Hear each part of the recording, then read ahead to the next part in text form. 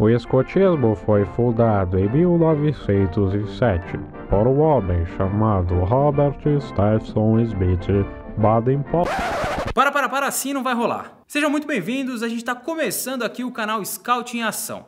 E toda segunda-feira eu vou apresentar um programa chamado Raízes do Escotismo. Nosso programa vai contar para vocês como surgiu o escotismo e como ele chegou nos dias de hoje. Mas não é só isso. Durante os episódios a gente vai ter um paralelo entre a história do mundo moderno e a história do escotismo. Nesse primeiro programa a gente vai ter 4 convidados, divididos entre historiadores e chefes escoteiros. Vai ser bem legal. E antes da gente começar de fato com a história, não esquece de deixar seu like, compartilhar esse vídeo com os amigos e, é claro, se inscrever aqui no canal. Então roda a vinheta e vamos começar logo esse programa.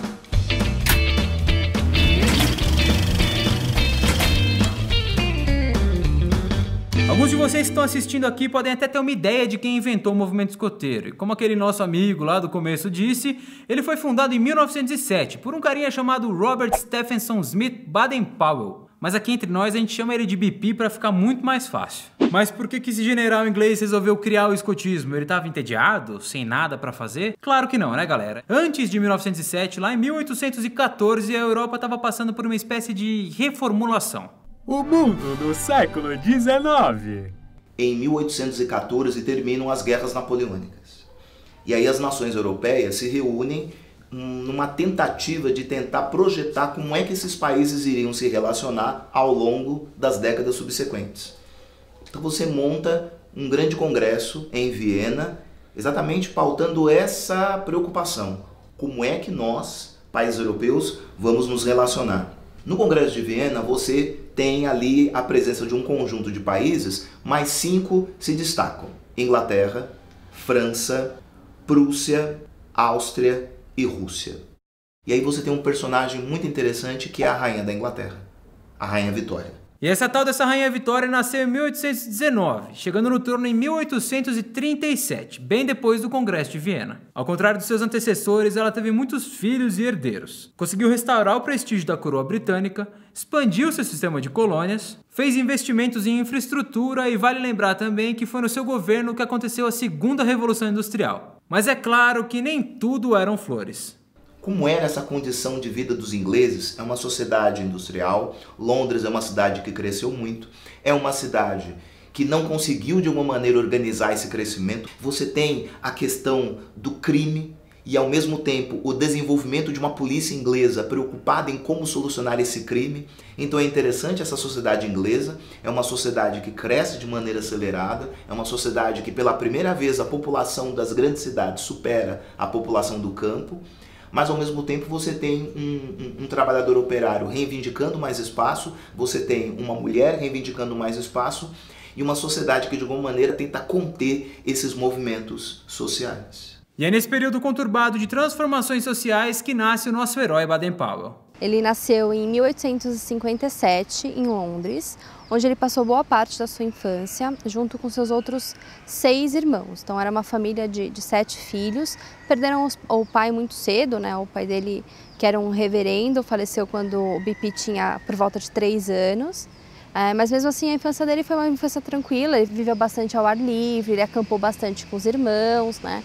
E aí, quando ele se forma na escola por volta dos seus 19 anos, ele teve uma oportunidade de se juntar ao exército da Inglaterra. Então ele foi fazer parte da cavalaria que estava indo para a guerra da Ciméria na Índia. Então ele foi para a Índia e ele se destacou bastante nessa batalha que ele participou. E ele inclusive viveu bastante a vida local, né? Ele chegou a participar de algumas competições esportivas, ele ganhou um prêmio por ter caçado um javali selvagem a cavalo, que para eles e para os nativos era um símbolo muito grande de força e de perseverança. Na Índia, BP se tornou um ótimo cavaleiro, que acabou ajudando bastante na tradicional caça ao javali. Ela se tratava de uma competição bastante comum, onde um indivíduo montado num cavalo tinha que caçar um javali, tendo que acertá-lo de primeira com uma lança. Até porque se ele errasse, o javali fugia e era possível que ele matasse o cavalo e ainda matasse o próprio caçador. Império Britânico e suas colônias. No final do século XIX, a Inglaterra era a maior potência do mundo. Ela anexou vários territórios na África e na Índia, e assim passou a ser chamada de Império Britânico. Só que houve uma mudança na forma de colonização. Um novo tipo de colonização que eles acreditavam ser necessária para trazer matéria-prima e mercado consumidor para essa produção industrial que estava acontecendo no século XIX, mas ao mesmo tempo precisava estar bem justificada para o povo, parecer necessária, né? E chegar em locais que de alguma forma fosse possível você criar essa ideia de que você está fazendo bem atacando e colonizando aquele lugar. A Inglaterra, que já tinha territórios na América, vamos lembrar que os Estados Unidos foi colônia britânica, Canadá foi colônia britânica, aí você vai ter territórios na África, vai ter territórios na Ásia, você vai ter a Índia, uma grande joia da coroa britânica. A Inglaterra tem um império invejável, ela tem um acúmulo de capital invejável, ela tem ainda a marinha mais poderosa da Europa. Os ingleses, obviamente, então tinham muito orgulho de se considerar o centro do mundo econômico. Dizem nessa época, existia uma espécie de um ditado, que é que o sol nunca se punha no Império Britânico. O que significava isso? Como eles tinham posses em todo o globo, sempre alguma parte do Império o sol estava nascendo, né? Então, desde a gente imaginar lá a Austrália, Índia, China, região sul da África e algumas regiões aqui na América, sempre você tem alguma região de dia, né, no Império Britânico. Eles têm um império que envolve o mundo todo. E é nesse momento de neocolonialismo que Baden-Powell vai à África do Sul. A essa altura, BP já era general do exército. Em suas campanhas, passou a ser chamado de empisa pelos inimigos, uma palavra que significa o lobo que nunca dorme. A Segunda Guerra Boers. Mas o que foi essa guerra de Boers? Deus do céu, o que tudo isso tem a ver com a criação do movimento escoteiro? Calma, cara, a gente já vai te explicar. A África era uma região muito disputada entre as potências europeias. Você tinha ali um conjunto de países europeus com suas colônias africanas, mas aí você vai ter a questão da África do Sul, que originalmente era de colonização holandesa. Boer era o nome que você dava ao colono holandês que foi se estabelecer ali na África do Sul. E é interessante porque ali vai acontecer um conflito diferente dos demais conflitos coloniais. É uma guerra entre colonizadores, só que colonizadores holandeses, que estão ali há mais tempo, contra colonizadores britânicos que estão chegando. E por que esses colonizadores estão chegando? Qual o interesse da Inglaterra na África do Sul? Diamante.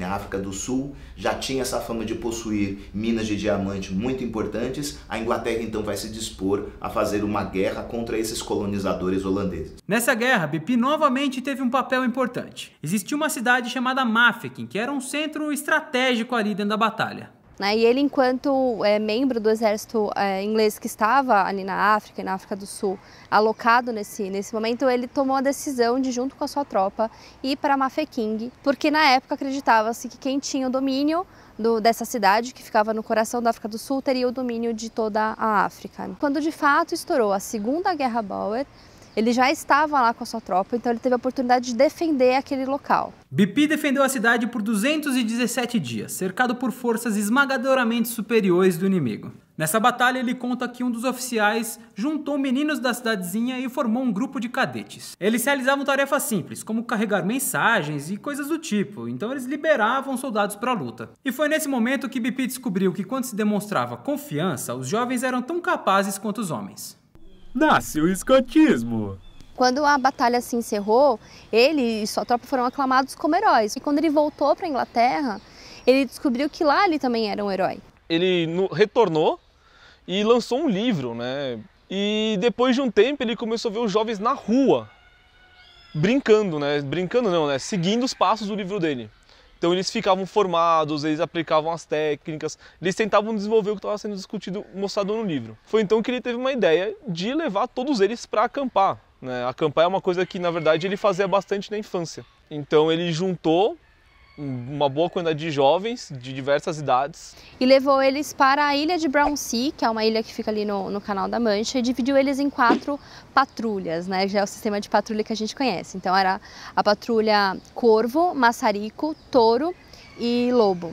2 anos depois do acampamento ele saiu da vida militar e se dedicou a desenvolver esse projeto. Ele conseguiu provar não só que a metodologia fazia sentido, mas como era divertida também. Então foi um sucesso e esse é considerado também o primeiro acampamento de fato escoteiro que a gente teve. Após o acampamento, BP escreveria outro livro, Scouting for Boys, que foi publicado em fascículos quinzenais. E antes do livro ser lançado completamente, o número de jovens interessados em entrar no movimento escoteiro já era enorme. Nos anos seguintes, ele se casou com uma moça chamada Olave Soms. BP continuou se dedicando à organização do escotismo, fazendo viagens para supervisionar grupos escoteiros por todas as partes do mundo. Ele se dedicou ao movimento até a data de sua morte, em 1941, no Quênia.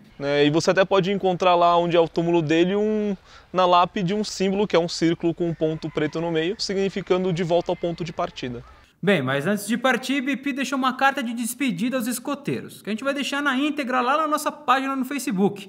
E o link, é claro, que está na descrição desse vídeo. E a gente vai ficando por aqui. Se você gostou, você já sabe. Como eu pedi lá no começo, deixa um like, compartilha o vídeo, se inscreve aqui no canal se você ainda não for inscrito. E no próximo vídeo eu acho que eu vou falar sobre como que o movimento escoteiro se espalhou pelo mundo e como que ele chegou até o Brasil